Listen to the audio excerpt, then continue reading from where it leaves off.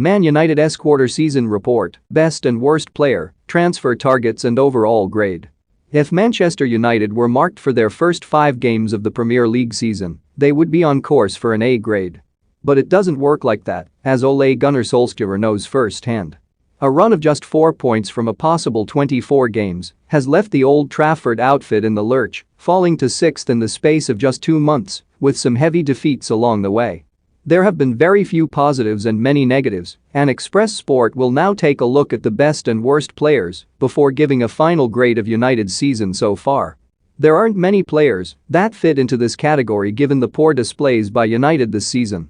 Cristiano Ronaldo is one of the only shining lights of the season, with his exploits in the Premier League and Champions League resulting in 10 goals contributions in 12 games, one every 98 minutes and 36 seconds. But the efforts of David De Gea should not go unnoticed.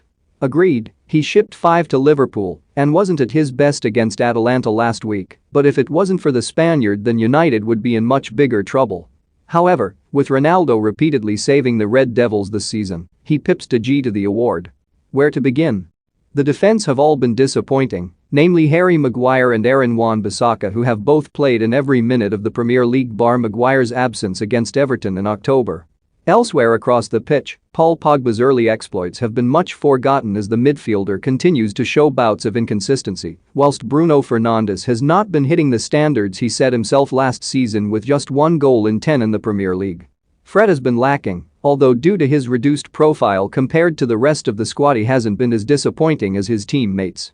The same goes for Donny van de Beek. His lack of game time means he can't even be considered for this award. Even the attack boasts problems.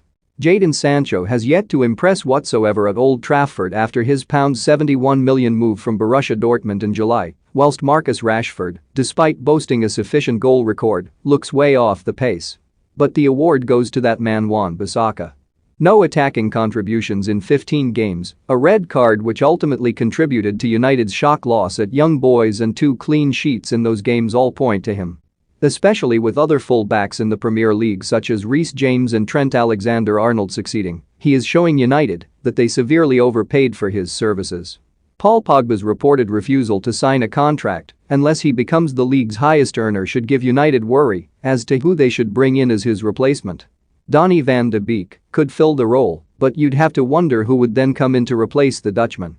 Frank Kessie, Wilfried Ndidi and Declan Rice have all been linked with a move to United, with all 3 aiming to add a defensive grit to Solskjaer's side. However, with the season entering its busiest period, deals will be extremely hard to pull off for the Red Devils.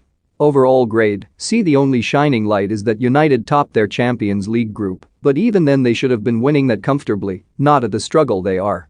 Players who have shown in the past have lacked, with their frailties showing week in week out.